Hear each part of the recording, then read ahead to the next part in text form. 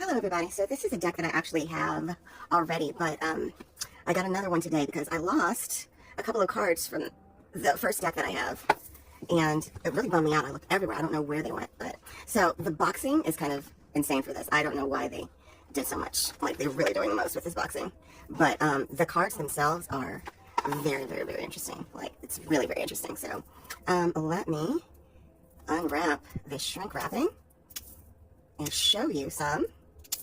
And if I can get at it safely, because I don't want to scratch anything. There we go.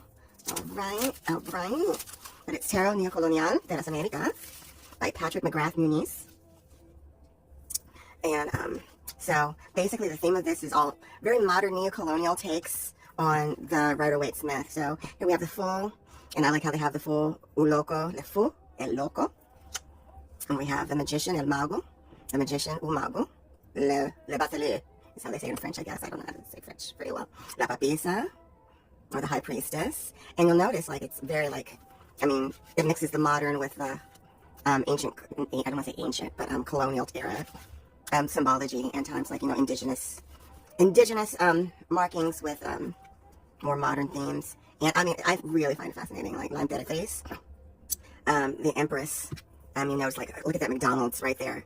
Like, there's a McDonald's symbology, there's a Sunday, like, there's just so much that's going on that it really gives you the, excuse me, it gives you the, modern interpretation of these, of the archetypal symbologies here.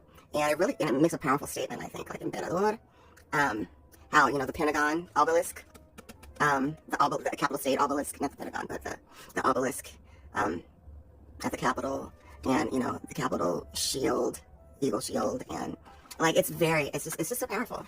And I was very sad to have lost a couple. I don't know. I love it. Ronald McDonald and, El Papa. But yeah, we can intuit who this is. And Ronald McDonald worshiping. So corporate worshiping at the foot of the institution. But, you know, it really should be the other way around, I think, to be honest with you. Right? Is he holding a satellite dish? And look, there's like the Nina or the Pinto or the Maria or whatever. But then there's also like a speedboat in the back.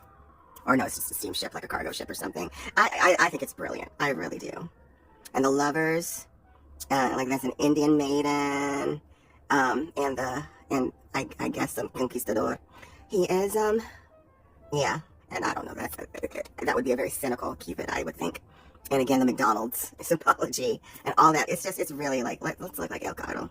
Oh, a Model T Ford. Interesting. Well, I didn't notice this before, but I did notice that it was actually a Model T Ford at the helm of traffic and all this, modern traffic behind. I don't know. I'm really into it. So I think I'm going to use it for a card of the day. Like, I'm going to skip ahead. Like, the Queen of Wands, Reina de Bastos.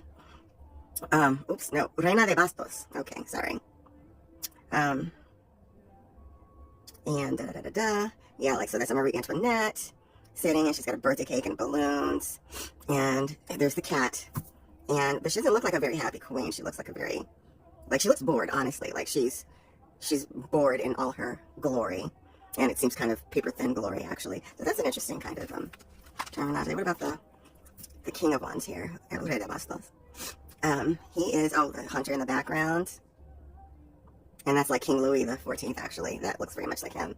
And interesting, like, it's just, I have to really sit and think about what it might be. But let's look at Frida Kahlo and Diego Rivera. As the lovers couple. I love that. If you know anything about Frida Kahlo and Diego Rivera, they were the Mexican art power couple of their time, and he was a total scoundrel, and she adored him, but she was kind of a scoundrel herself, and she got up to all sorts of romantic shenanigans on her own behalf.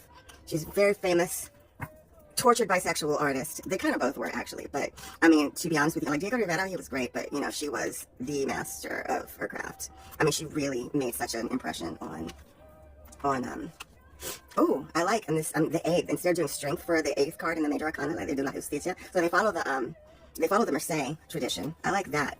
And their Justicia is like, look, a black slave in chains, which I don't appreciate at all, but also it's, you know, let's keep it real. We were slaves. And they're trying to make us slaves again, but that's a whole other video. Anyway, so I'm going to do a card of the day later. I'm going to shuffle it up, but I just wanted to introduce that to you. Thank you.